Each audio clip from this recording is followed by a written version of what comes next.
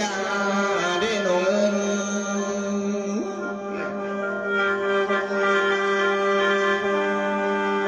เนื้อจะได้ยินเสียงจานางโนมาเสือลายงาคือสิเป็นรังใหม่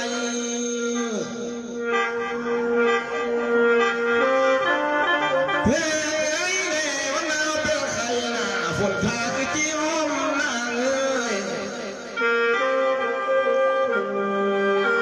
ว่าในยามเมื่อเต็มควนดอกมาอุ้มคือจีดีได้ละเอ้ย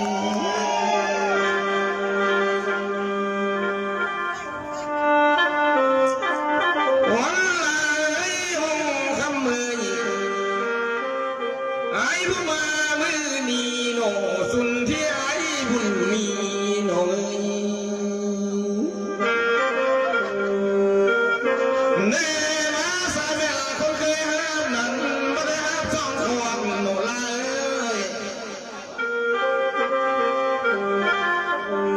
พี่ไอ้เมียคนเคยม้วนได้มาควันส่องสู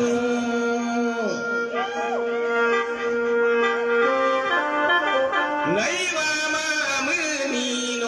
มาได้คู่สองคนหน่อย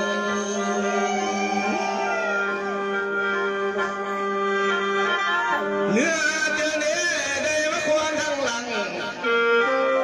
ว่าเมียสาวพ่อขา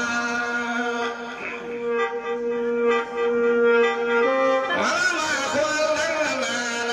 น้อยลาพันแม่ลุงสาวนาละน้อง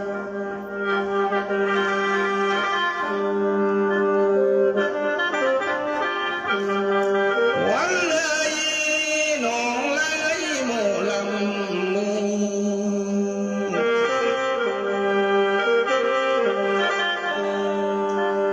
ไหนว่ามามือนี้โนเลยว่าบ้าลำข้าวอายกำไฟหมู่ลำนี่นะ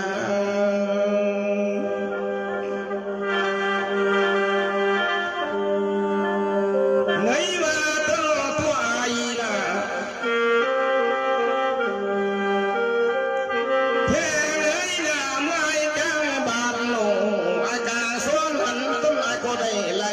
เดี๋ยวไร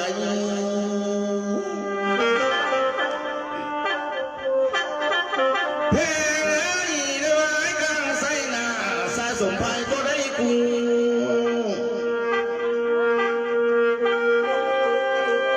ว่าเลยได้ว่าสุยุบันไอ้ป่าป่วยว่างมาหน่อย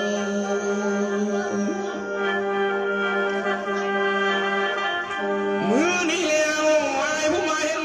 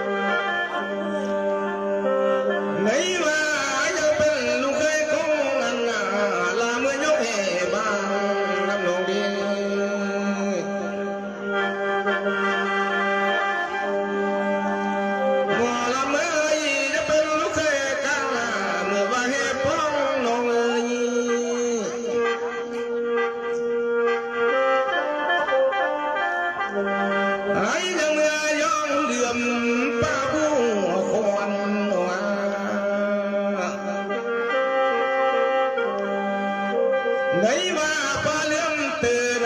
ไอเมื่อควายเนื้อน้องเอ้ยเรือติลเรือใครไม่ได้เป็นดอยโนจือคนกินหอยบ่เอื้อเจอเดือโน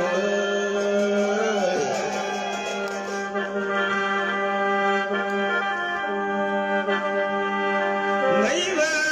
ไอ้ก็เรือเจอดีได้ว่าก็จีหุงจังได้จวมฟ้าโน่นละโนไหนว่าก็จิลานาส่งหาจะได้มาจวมเจ้า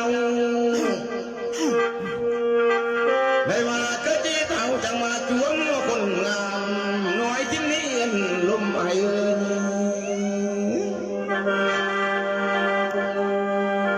ไหนว่ามาวันนี้โนความยาวนานบางที่เล่ลายคนโน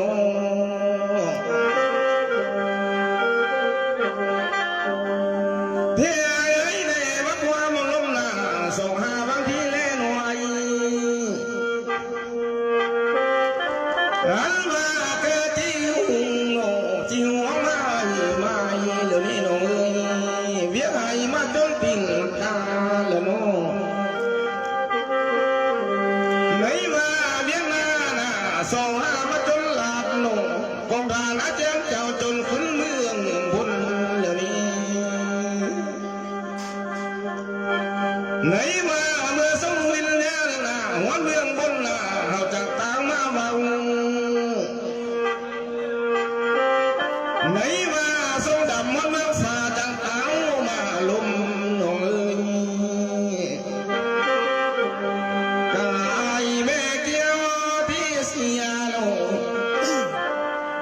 เมียพี่น้องเพื่อฟังมา